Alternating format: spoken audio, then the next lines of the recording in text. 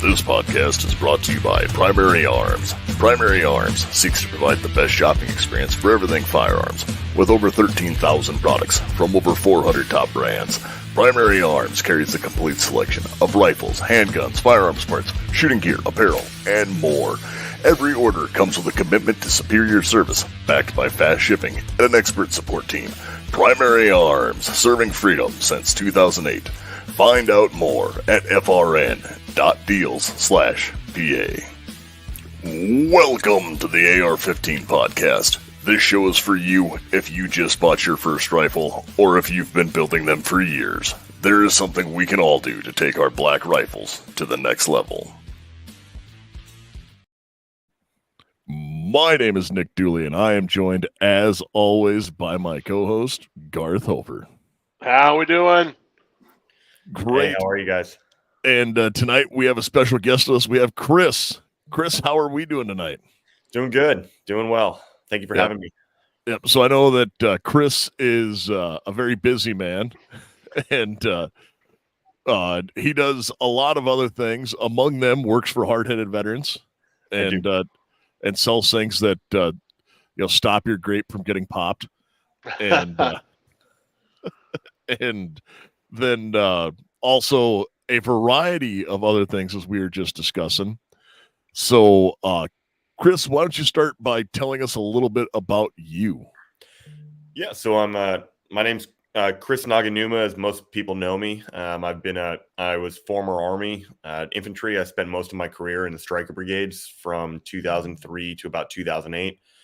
When I got out, I had gotten into the defense industry through professional shooting, and that got me into selling some of my own products that I was repping for.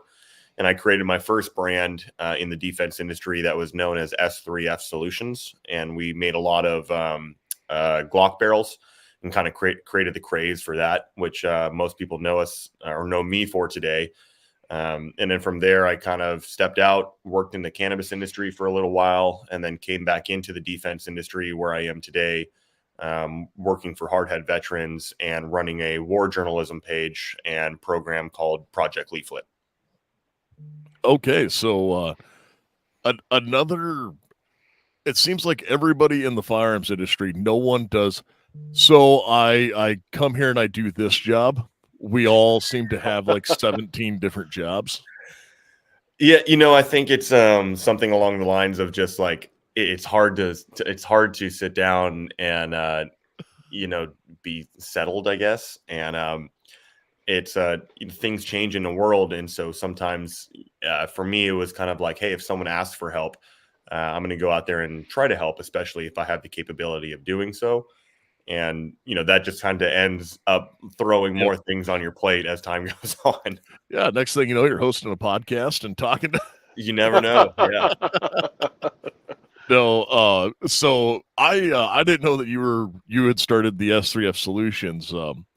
I have done gunsmithing and all that stuff for several years, and have actually used several of those barrels in the past to install for people.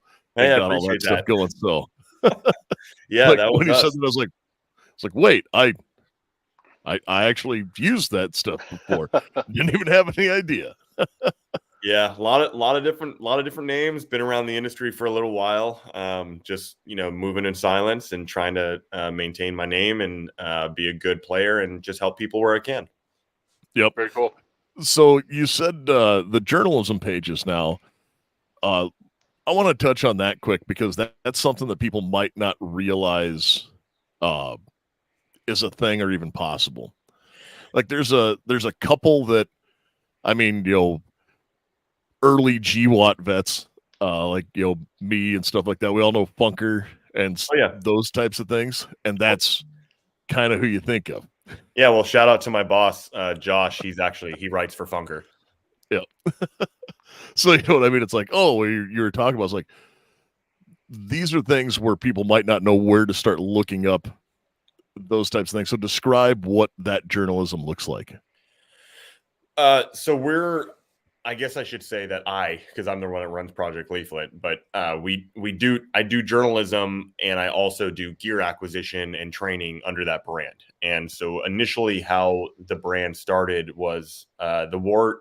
The war started kicking off in Ukraine, or I guess I should say the new war started kicking off, and I was reporting really heavily on it with my personal Instagram. And I had known a lot of individuals that had either deployed either with myself or through the grapevine of social networking into GWAT, and then went and fought, with the Kurds. And those individuals ended up transferring over to Ukraine. And so I had a lot of personal friends that were over there. And those personal friends started asking me like, hey man, like, can you've been working in the defense industry for a long time. Can you help me get socks, or can you help me get boots, or can you help me get plate carriers? And that was kind of how it started. And I just started taking the initiative of like, well, if these guys are asking for stuff, I might as well start reporting on what's going on over there on the daily basis. And I was hammering that like to the point of where I was addicted. Like it would be 12 hours a day, all the way through my night, talking with guys on a phone. Like dudes were calling me and my buddy Nick over at Battles and Beers and being like, yo, it's fucking happening. Like right now, like they're coming. And that kind of just like expanded on stuff. And I probably reported on the invasion and war from day one up until about 3 months in. And my wife was like, you need to fucking either do something with this or stop, because it was kind of driving her crazy. And so I figured, well, if I'm going to do something, I need to create a reason to put this journalism somewhere, which is where Project Leaflet kind of came from. And this name had been floating around in my head because most of us in the military community, we know what a leaflet is, which is where, for those that don't know watching the show, it's where we either shoot artillery rounds over the top of enemy forces or civilians, and they're air popped, or we drop it out of the back of airplanes and they put out little leaflets of paper. And that's to share information of, hey, where safe passage is, or we're going to do damage here. And it's a way to get people to understand information that we want them to know. And yeah, that became the journalism side. I remember finding some of those back in the early days of Iraq in 03. Yeah. I mean, we've dropped them all the way, since airplanes could fly. Yep. Well, and it was one of those, like, I remember, like, we picked them up and, like, in and around Baghdad, it was like a weird comic book because, it wasn't in Arabic or in English because they're like, well, nobody can read. So it was let's make a picture book. Yeah, it was a weird pictogram comic book. Like, put down the AK and we give you food. Oh yeah, and that's that's just leaflets are usually generally very simplified information or things that we want the general public to know, and that's how really I created it, because I thought the name was a good play on words. And it's just been taken off since then, man. It turned into 104,000 people on one page, 56,000 on another. We've got 10,000 on our Telegram. We're building a Discord. I now work with the 59th Motorized Brigade out of Ukraine, and I'm their media manager for Chosen Company. Shout out to my boys that are fighting over there. And then I work with a lot of other units with GUR and a lot of Western individuals that are fighting. And so that became something where they would tell me their stories, but I could also help supply gear. I'll have to get you the information to contact one of my friends who just got back from Ukraine. He just spent 6 months there. Oh yeah. He was teaching first aid and TCCC. Yeah. And doing battlefield medicine stuff. Well, he just got back. So, you'd be surprised at how much that type of skill set is actually needed. Just simple things. It goes a long way.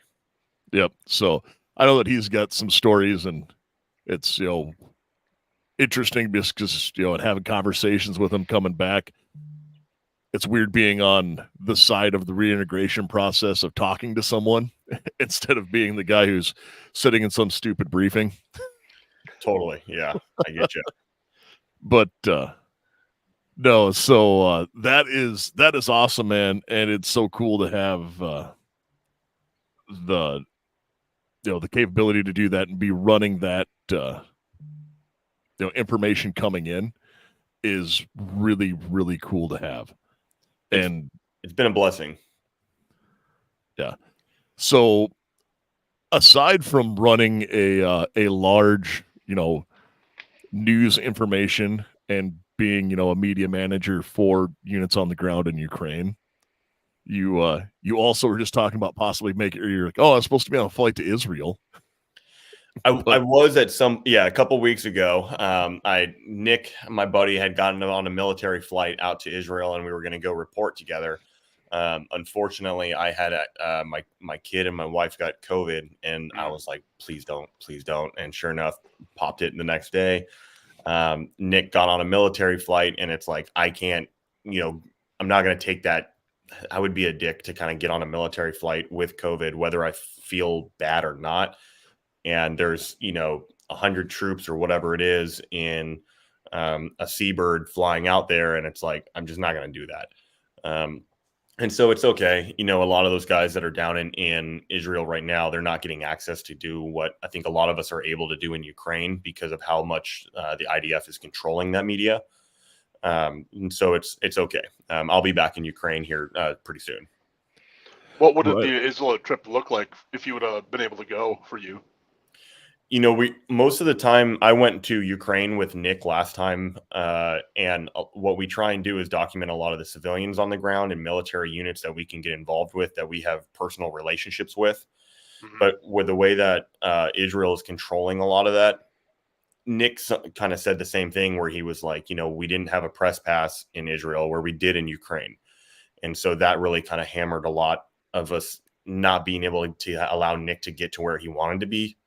And Israel was kind of really controlling a lot of that footage. If you notice, a lot of their fighting footage is kind of documented specifically from their military combat photographers and videographers. And that's things that we obviously are not. Like, that would be where the U.S. Army side of their videographers would come in.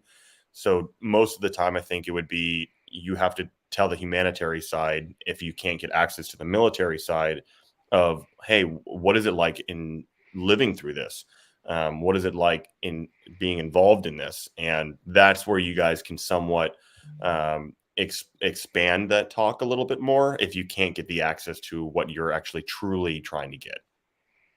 Yeah, and I've noticed just in looking things, I'm not trying to say this in any derogatory sense, but they're definitely controlling the narrative. Yeah, and again, remember, it's military, man. Yeah. We would do the same thing if we were doing this. Like I said, it's not in a derogatory sense at all. It's, we're going to control the narrative, and that's a part of it, because it's an ongoing operation. Yes, it's an ongoing operation. We don't need more civilians here, and I understand that part of it. Trey Yinkst is a good friend of mine who's over at Fox as a war correspondent, but he is embedded with Fox and he lives in Israel. And so, like, that is something where you're like, well, I don't live in Israel and I don't work for Fox. So, I'm independent. I'm trying to get on an airplane with a military guy to allow me to get in. And Trey's over there with big media. And so those guys are acceptable to be there, and they're working with the military aspect, where we're trying to do things a little bit more grassroots. Well, and that is, I still think those stories need to be told, because it telling the story from the point of view on the ground is definitely a more educated view than watching what happens on the news. It's absolutely. So, like, I've told this story to a lot of friends and family of mine before. I'll be like, just like, used to have always, walk into a house and they'd have CNN or Fox or any of them on. I'd be like, just turn that off. And they said, why? I said, well, you can't believe anything it says. And that was before fake news was a comment, or, was a thread. Sure. Yeah.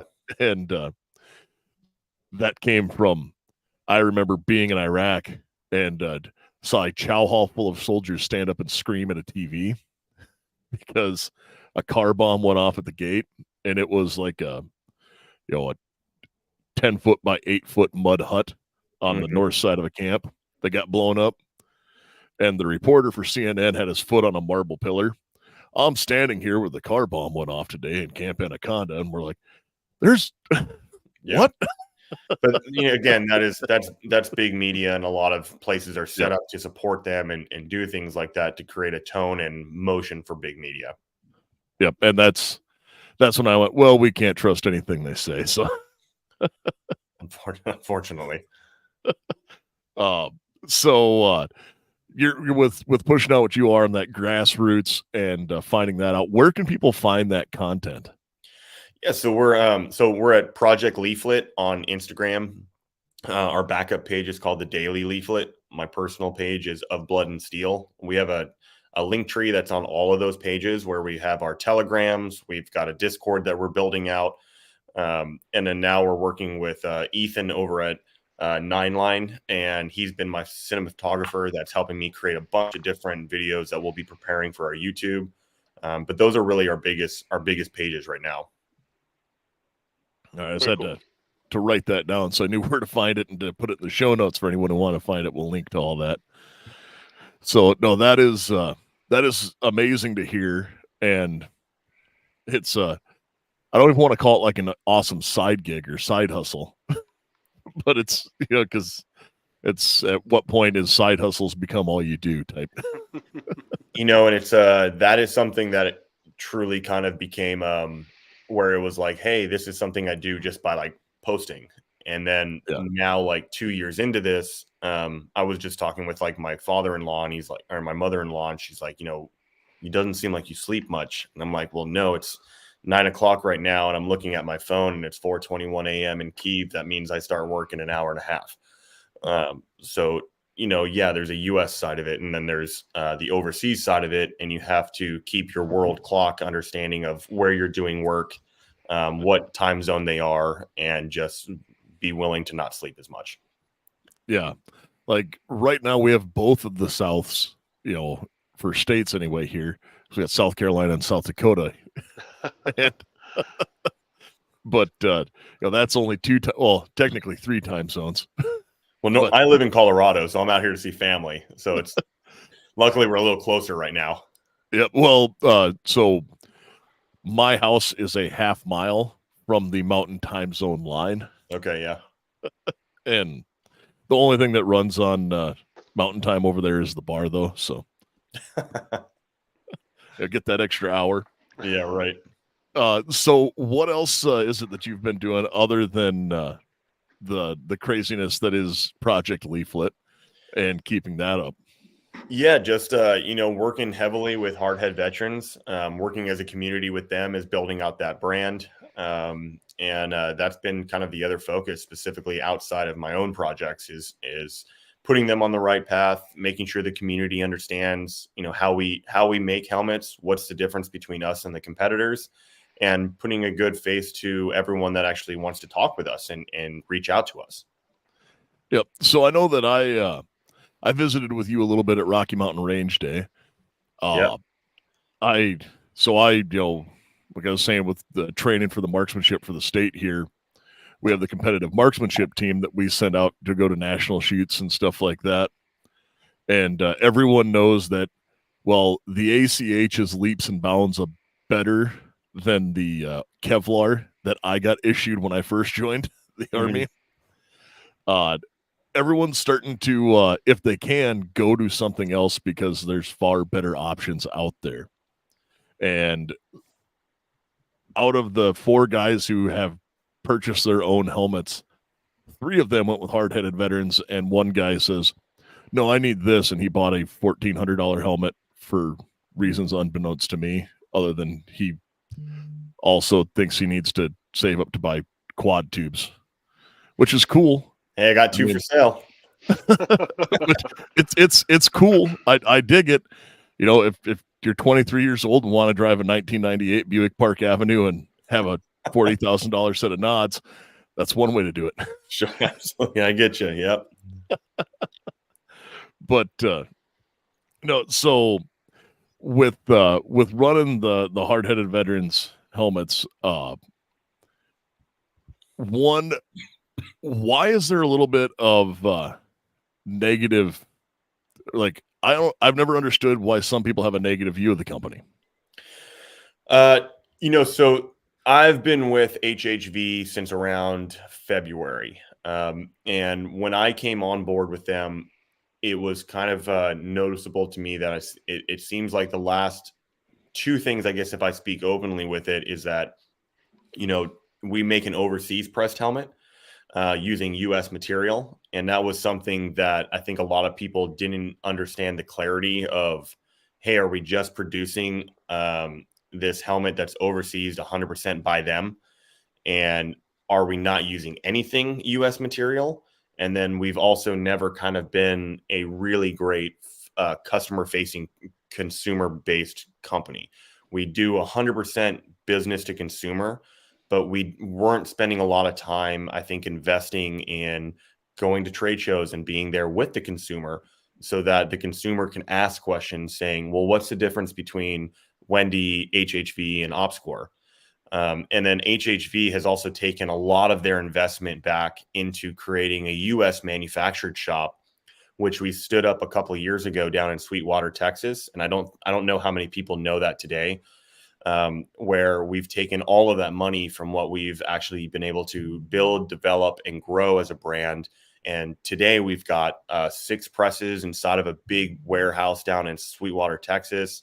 The ATE Light, which is our new helmet, is 100% built, produced, cut, painted, drilled, and assembled right in Sweetwater, Texas, inside of the same facility. And the biggest complaint that we get today is that people open up their box and they're like, got it.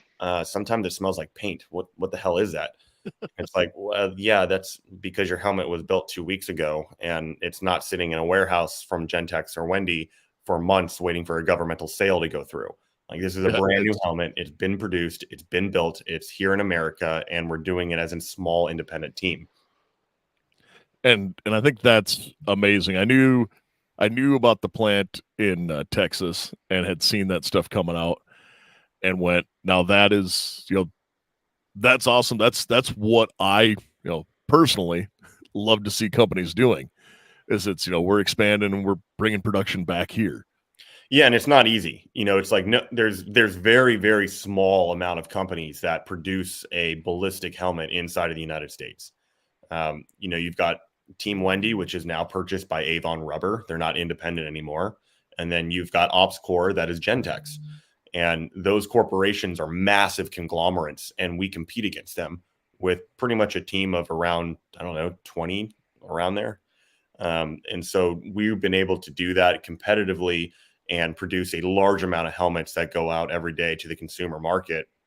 And I think that's something that we're extremely proud of as a company, to be able to bring a lot of that back to the United States and build businesses and build a corporation around that and grow that. And we're proud about that. No, and that is awesome. Now, I guarantee you somebody is listening to this or watching it going, why do I need a helmet? And yeah, look, that's a great question, right? And I think when we bring this up, and there's also this great thing that we produce is called a hardhead comparison page, so that you can see all the people's information and what makes one helmet different than the other. But for someone that needs a helmet, I think it really kind of comes down to the end user of what you're going to be using that helmet for. And we don't like to force ballistic helmets on people that don't necessarily need them. That's one of the reasons why we obviously have a bump that's priced around the $240 mark. It's the same exact, gives you the same exact options. It's whitewater rafted rating. It can take impacts. And so for those things, that allows you to get into a cheap helmet. And before you get into the ballistic rating, that still allows you to, hey, maybe I want to get into the night vision game, or maybe I need some ears on my head. Maybe we have a lot of guys that run the bump that are doing down in Breckenridge and Vale, where I live. I have a couple of individuals that work on the ski slopes, and they run our white bump helmet, and they're doing search and rescue that's out there. We work with a lot of other organizations that are doing the same exact thing, that we're out in Maui running our bump helmets. Yeah, I was actually gonna say that. I know some of the guys, or some people, are using them as skiing helmets. And yeah. That's, and you can do that. We don't recommend for everything, because it's kind of weird the way testing works, especially on bumps. You have to kind of go out and get specific ratings for specific things. I would say whitewater rafting is kind of like the Utah CCW of the world. So if you go and get the Utah CCW, you know, it covers like 20 something states, right? And whitewater rafting is kind of like that. And then you can go get specialty things for like, hey, skiing or like for rock climbing or whatever else it is. But then if you want to step up and get into a nicer helmet or something where maybe you're worried about a fragmentation threat or other things that may harm you in a larger capacity of people that are angry at you, then maybe getting into a bump or a ballistic might be more beneficial for you. Yep. And I know that I've run, a cheap airsoft bump before, that was a loner, and that was not protected against a fall off a coffee table. It's fair. And there's a point of, even if you're not worried about rounds coming in, having something that will still protect your noggin is a good thing. I know Garth and I come from a long, motorcycle guys for a long time, and or like even if you're like, we have arborists that wear our helmets, like because they're worried about cutting down branches and like getting hit by something.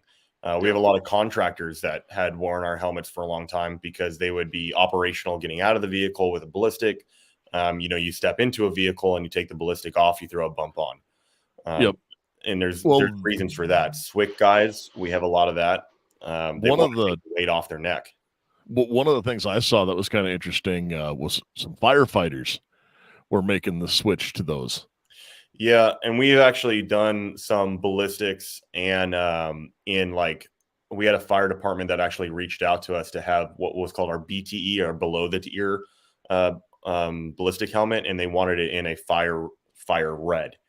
And we did that for them because they were worried about actually being ambushed and stuff. But we'll go out and we'll make specialty colors for guys if they come and request it. And, hey, if firefighters need a red color or something that's just for maybe breaching through windows or rappelling down buildings, and it's something more than just their standard helmet, we're there to help. Yep, because it's I know Garth's a firefighter and I never even thought about that.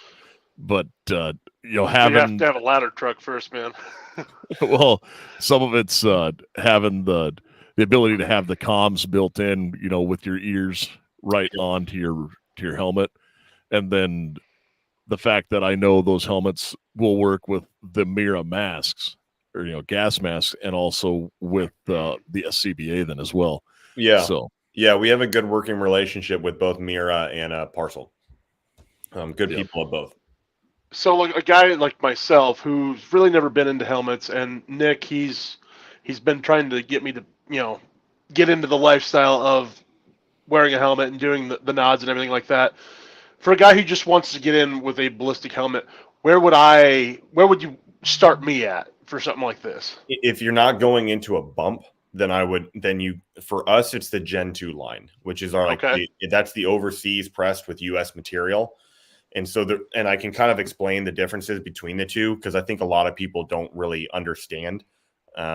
And they get angry at like, why that's where that negativity came. They're like, well, why are you doing this as the overseas in China? And to give you an idea, man, like that Gen 2 helmet that we do, that helmet has been our bread and butter since day one. I've got a shit ton of saves in Ukraine with that helmet. It's a $540 helmet. It has some of the lowest backface deformation ratings that are comparable or better than Wendy and OpsCore, and that's why we built that entire comparison page. And that's not even getting into getting into our ATE Lite.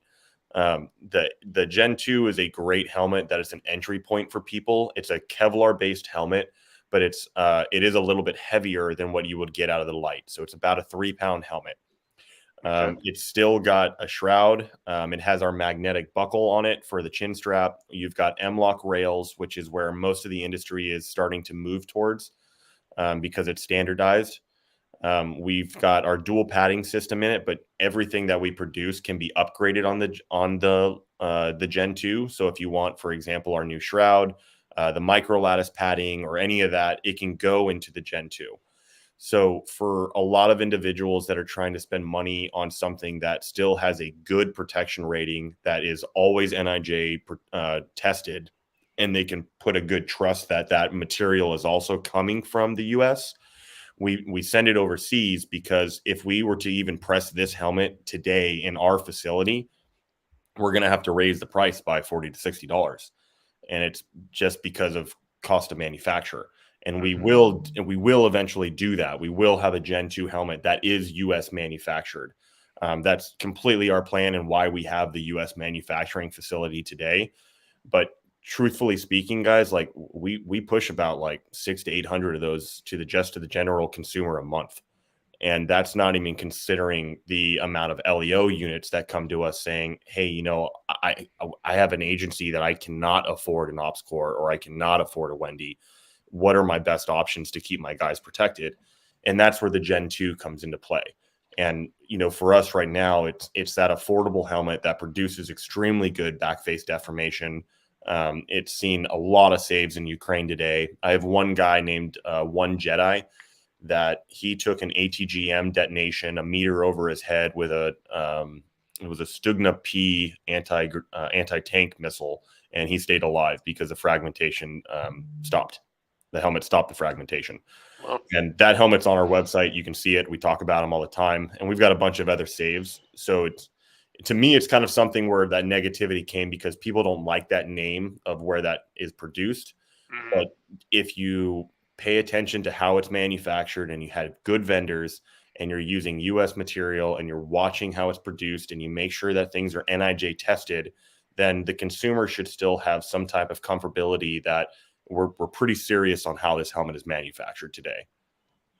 Yeah, and that is awesome in what I've seen with it. Obviously I haven't seen, you know, a save with it as you're talking, and when you mention that, that means that it saved a life.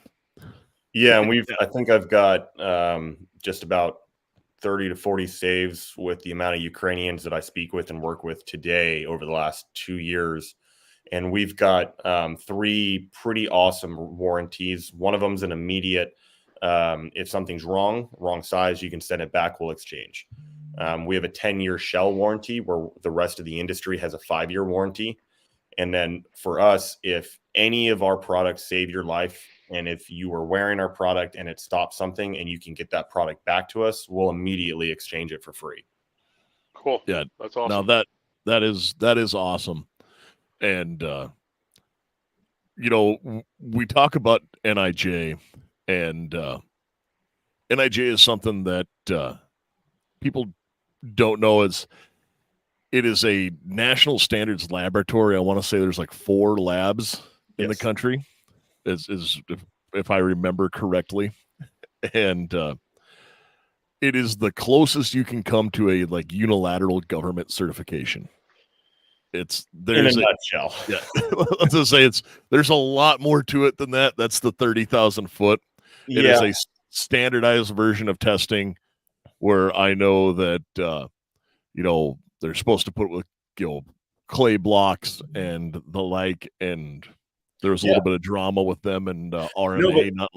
Look, and we've got some great footage on our YouTube. If you go to Hardhead Veterans, where they actually allowed us to come in and film it, and we've filmed entire segments of how testing is done, how they do measurement, how they put every single little grain into the casings and test it, and that's really cool footage to show people, because if most people don't understand that chest armor is certified by the NIJ, but helmet armor is not certified. No helmet is certified. And the way that helmet testing works is I like to use like the military PT test as an example. So if we are a helmet company, and every helmet company, if we go to NIJ and we test a helmet, and if 265 is passing, right, for a PT test, cool, we passed.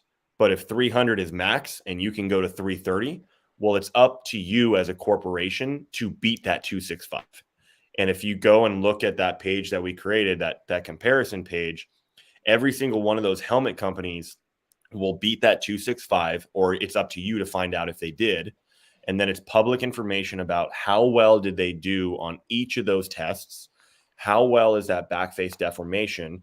How well is, like, all of that information is public, right? But it's then up for you to go and get that information and make the right decision for you. And so that's why I think it's a lot of I guess, misunderstanding with how helmets are made. And just because a helmet is lighter, that doesn't mean it's better for you. Or just because a helmet is $2,000 or $2,500, that doesn't mean it's better for you. You have to kind of understand how those testings were done, what material it's made out of, what is the back face deformation. Those are the most important parameters that I think people need to really pay attention to. And so for anybody who, I think most people listening understand what back face deformation is, but for anyone who doesn't know, back face deformation means that you have the front side that would be the side facing out that gets struck with something, Mm-hmm. you know, a bullet, a rock, whatever. And the deformation means that, okay, that obviously puts a dent in it. Think of it like a soda can pushing in, and that Right. Yeah. Perfect example. The bulge at the back would be back face deformation.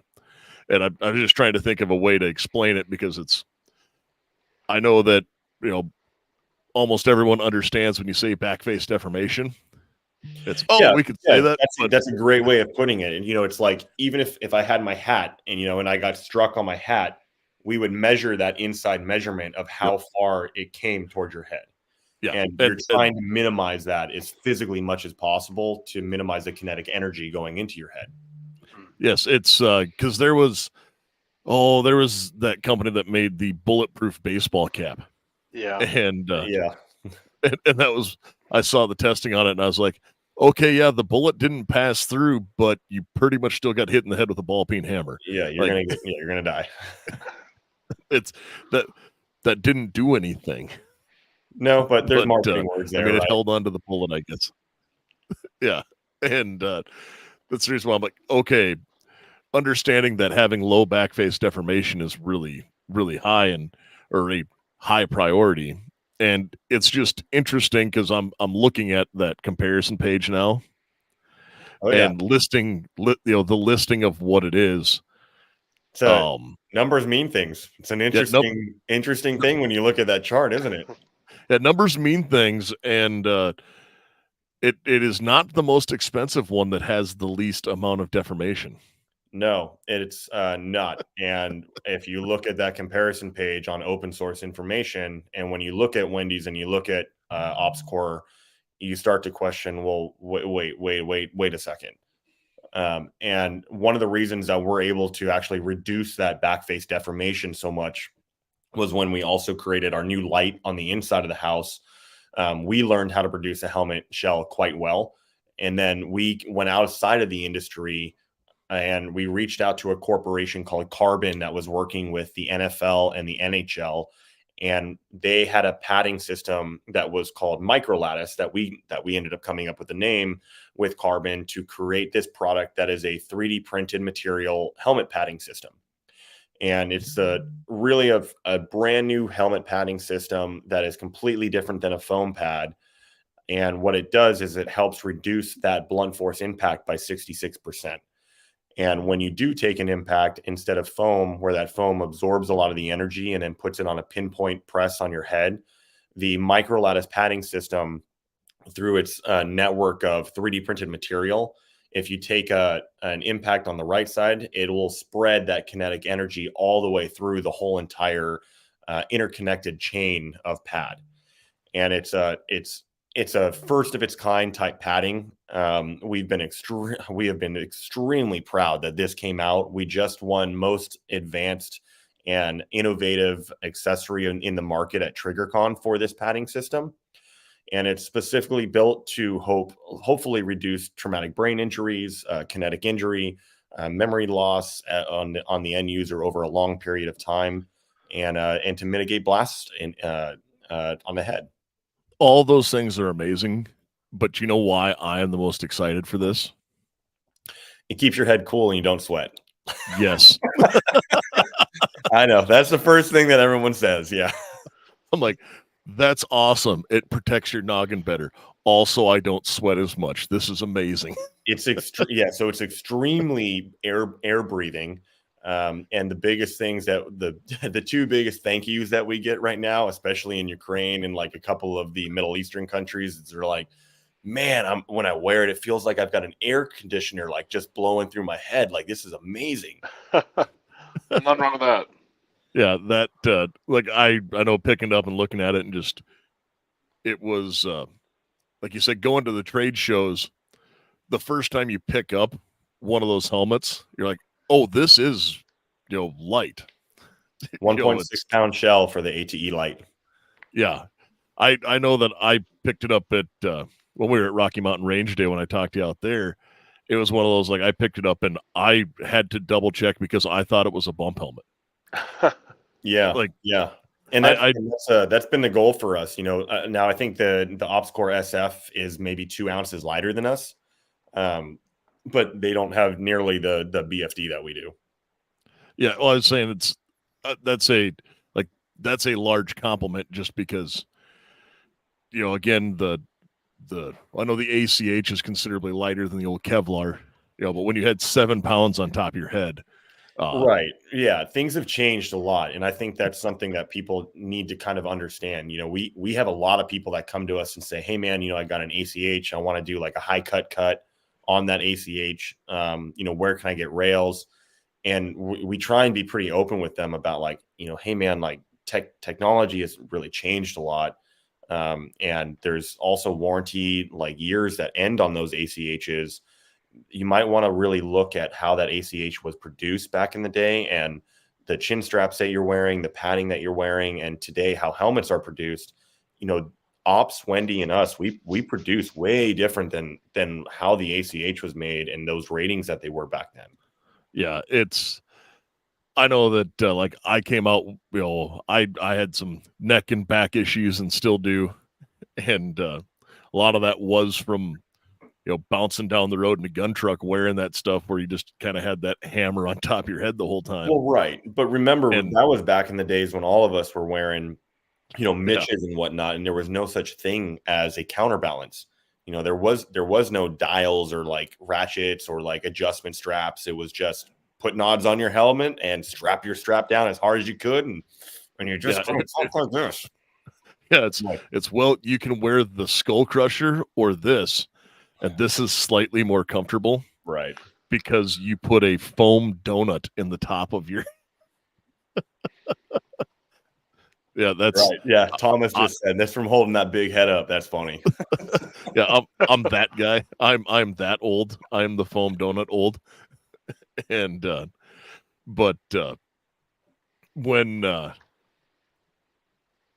the weight, I think, is something, like we've said, 3 pounds. And as we were saying a little bit ago, dancing around the weight is a huge thing specifically for comfort, like on your neck, because it's anybody who's ever, worn anything more than a ball cap on their head for any period of time starts to realize, oh, hey, my neck and everything starts to get a little stressed, and you get that weird feeling kind of between, your shoulder blades right at the base of your neck.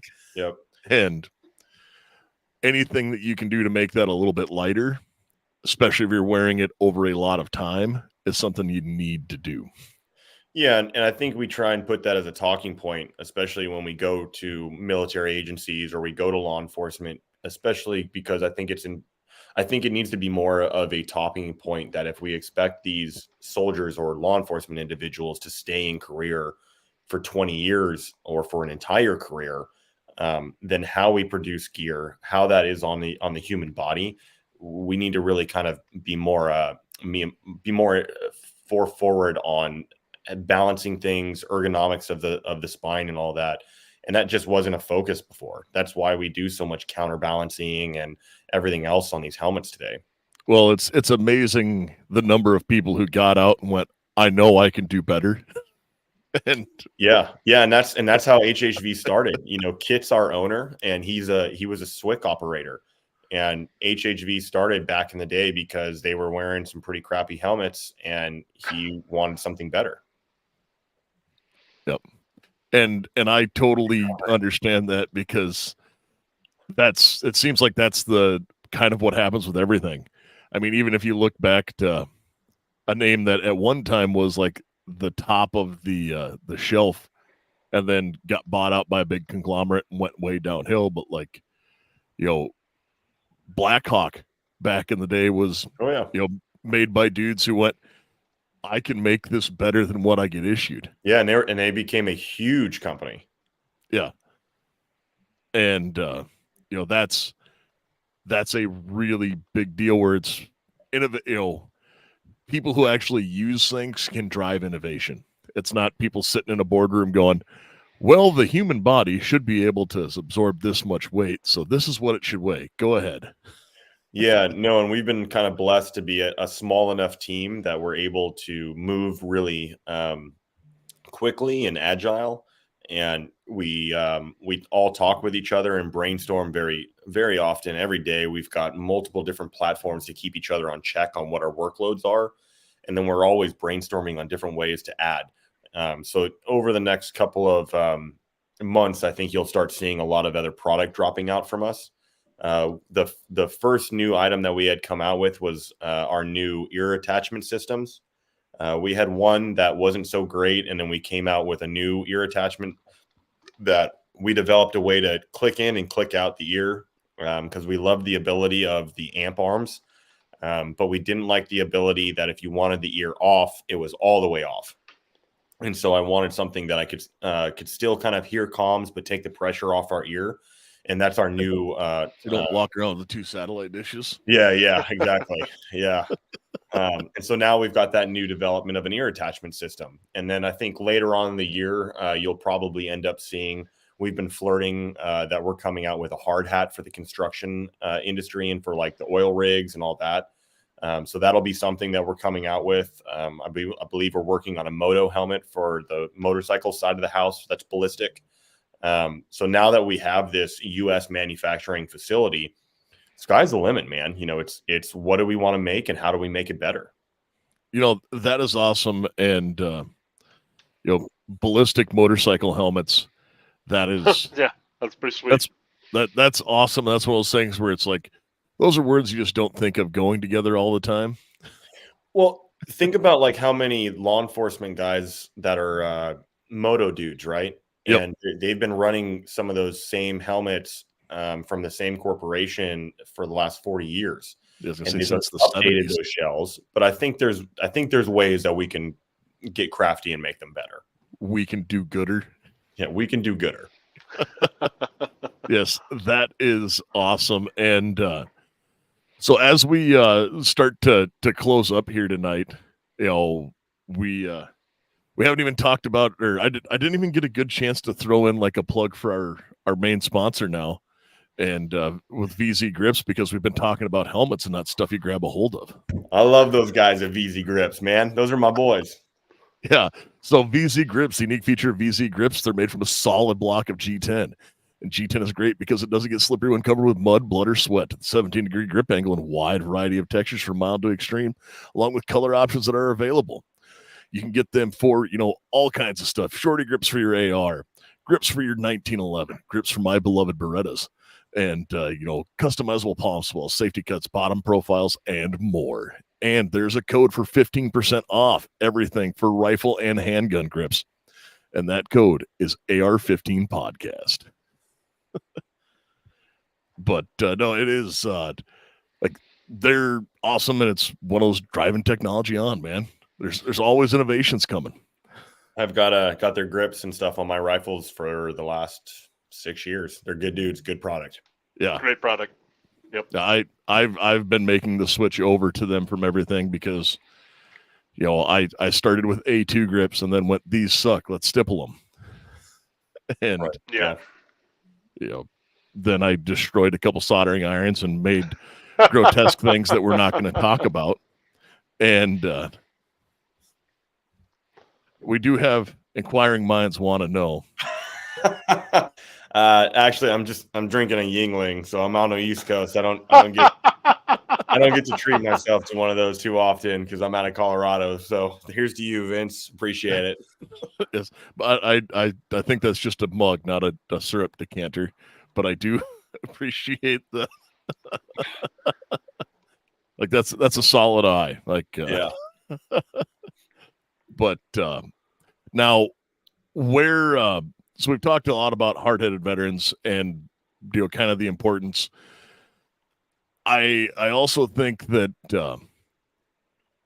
like I'm not gonna say everyone needs to have a ballistic helmet, but I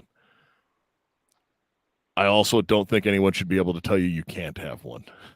Well, I mean, how many different reasons did Chris list Yeah. off that they make a helmet for literally everything? So Yeah, you never know, man. I mean, to be honest, there's definitely times when I've done something just either like around my house or up in the attic where it's very cramped and I'm hitting my head on a bunch of stuff where I'm just like, this really kind of sucks.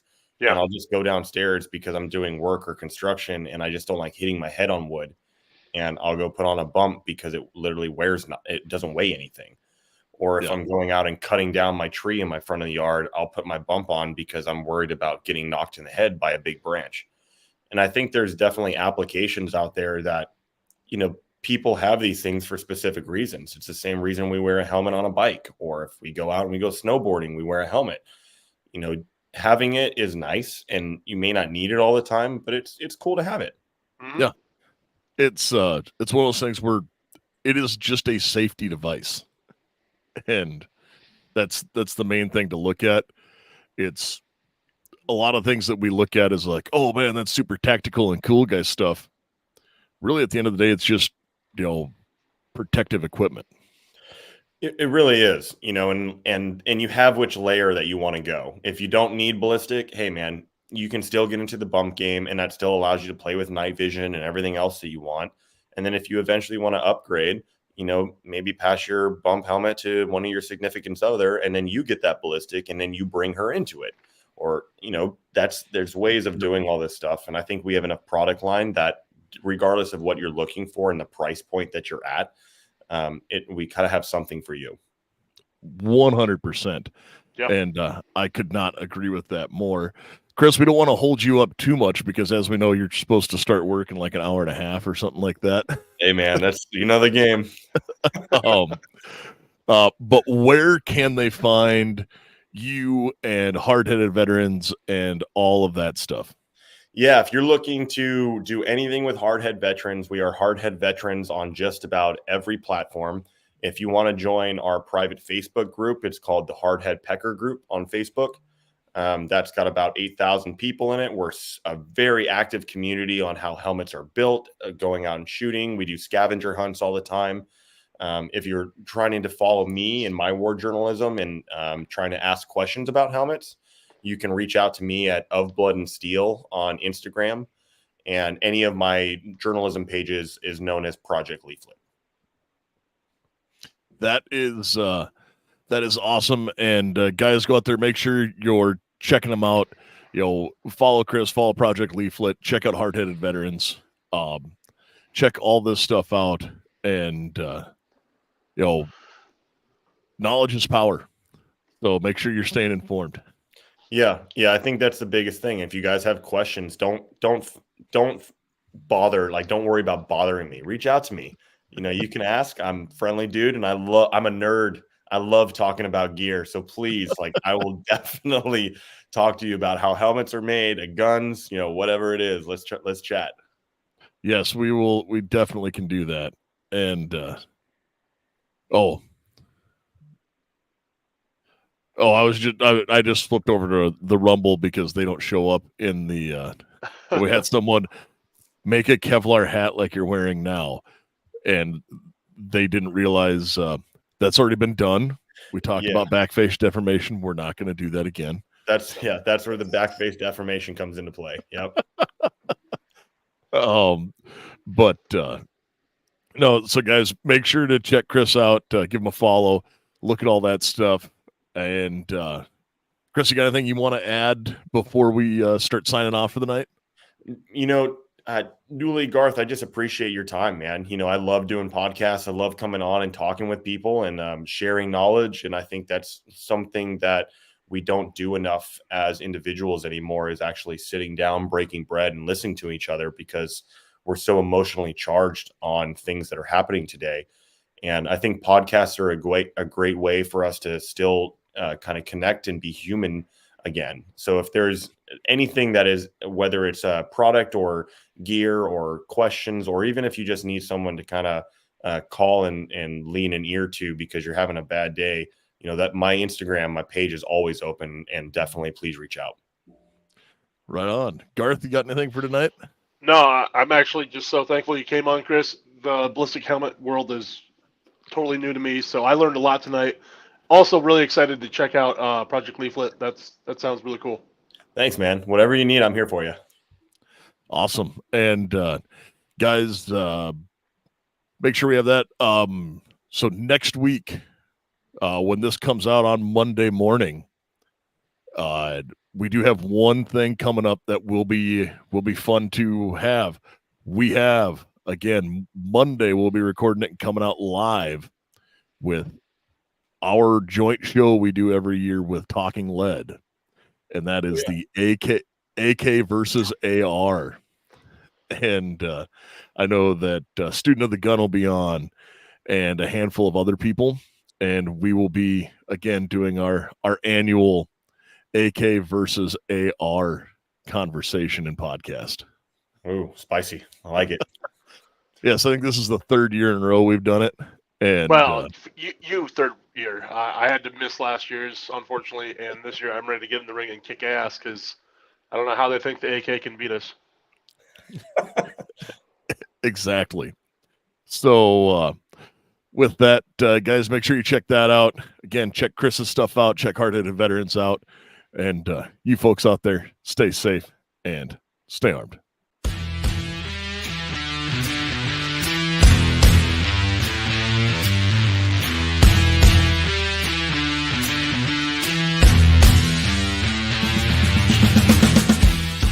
Support the people who support the show. Primary Arms, VZ Grips, 4Patriots.com, and Patriot Patch Company. Be sure to check us out on social media. AR-15 Podcast 2.0 on Instagram. AR-15 Podcast 2.0 on YouTube. AR-15 Podcast 2 on Twitter. AR-15 Podcast on Facebook and wherever podcasts are found. If you just want to drop us a line, let us know how we're doing, or give us a show idea, make sure to send that email to AR-15podcast 2.0 @gmail.com.